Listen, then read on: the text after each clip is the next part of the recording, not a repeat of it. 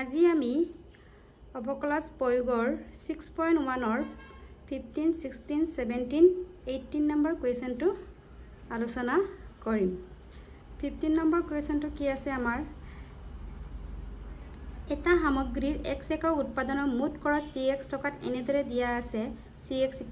0.007x³ minus 0.003x² plus 15x plus 4000 প্ৰান্তিক ব্যয় উলিয়া যেতিয়া x = আমাৰ কিমান হয় 17 হয়। আমি প্ৰথমে প্ৰান্তিক ব্যয় কেনেকৈ উলিয়াব লাগে এটো জনাটো দৰকাৰ। প্ৰান্তিক ব্যয় উলিয়াবলৈ কি কৰিব লাগিব প্ৰথমে আমি এই সমীকৰণটো অবকলস কৰিব লাগিব আৰু x ৰ মান 17 আছে এটো বহাই দি যেটো ৰিজাল্ট পাম আমি এটো হৈছে আমাৰ প্ৰান্তিক ব্যয়।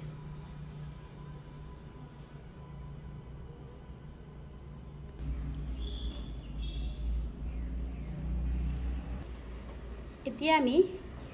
সমীকৰণটো লিখিম কি আছে cx = 0.007x³ minus 0.003x² plus 15x plus 4000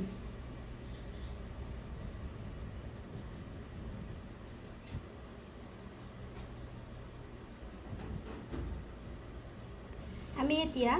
অবকলস কৰিম কাৰ আপেক্ষে আমাৰ x আপেক্ষে differential with respect to x c ড্ৰেছ এই ড্ৰেছটো আমাৰ কি কৰা বুজায় ডিফাৰেন্সিয়েল কৰা অবকলস কৰাই বুজায়। তেনেহলে আমাৰ কি হ'ব 3 টু আগলৈ আহিব 3 * 0.007 আকৌ এই 3 ৰ পৰা আমাৰ 1 এটা কমি গলে কিমান হ'ব 2 মাইনাস আকৌ 0.003 আকৌ x² ডিফাৰেন্সিয়েল কিমান আমাৰ 2x আকৌ প্লাস 15x x ৰ ডিফাৰেন্সিয়েল আমাৰ x আপেক্ষে কৰিলে কিমান হ'ব আমাৰ 1 তেনে 15 * 1 কিমান হ'ব আমাৰ 15 আৰু 4000 টো হৈছে আমাৰ এটা ধ্ৰুবক ৰাশি কনস্ট্যান্ট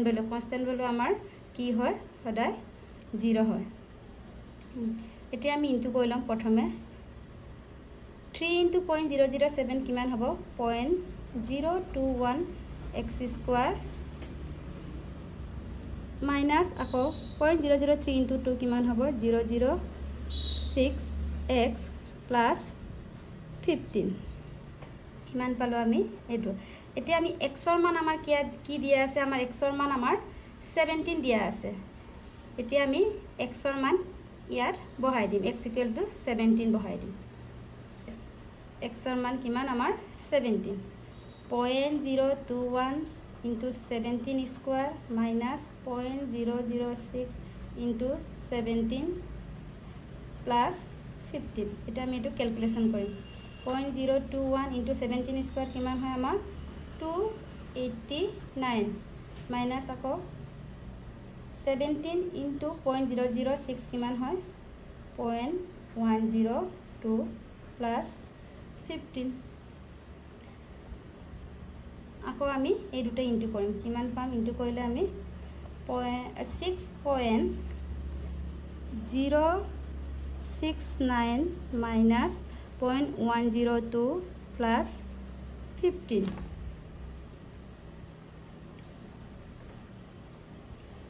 এতিয়া 6.069 minus 0.102 কিমান হ'ব আমাৰ 5.967 আকৌ প্লাস 15 কৰিলে কিমান হ'বগে আমাৰ ৰিজাল্টটো 20.967 এতিয়া আমাৰ কি বি উলালে c ড্ৰেছ x এটো উলালে মুঠতে প্ৰান্তিক ব্যয় কিমান হল আমাৰ x = 17 ত 20.967 তেনেকৈ আমি বাকিবোৰ কুৱেশ্যনো চাওঁ ভালকে চাই লোৱা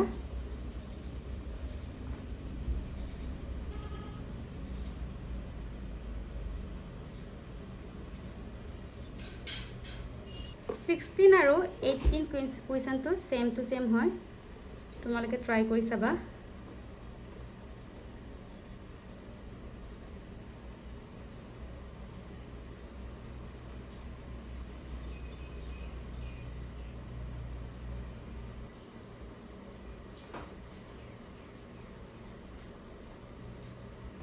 এতিয়া 17 নম্বৰ কুৱেশ্যনটো আছে r = 6 হলে ব্যাসাৰ্ধ r আপেক্ষে এটা বৃত্তৰ কালিৰ পৰিৱৰ্তন r কিমান হ'ব আগতে আমি এটো এনেকুৱা ধৰণৰ প্ৰশ্ন কৰা হৈছে এখানে ইয়াত r = 6 দিয়া আছে আৰু dA/dr উলিয়াব লাগে আকৌ বৃত্তৰ কালি আমি কি জানো a = πr² আৰু ডিফাৰেন্সিয়েল ৰেসপেক্টটো আমি r কৰিলে আমি আৰু r ৰ মান বহাই দিলে আমি বৃত্তৰ কালিৰ পৰিৱৰ্তনটো পাওঁ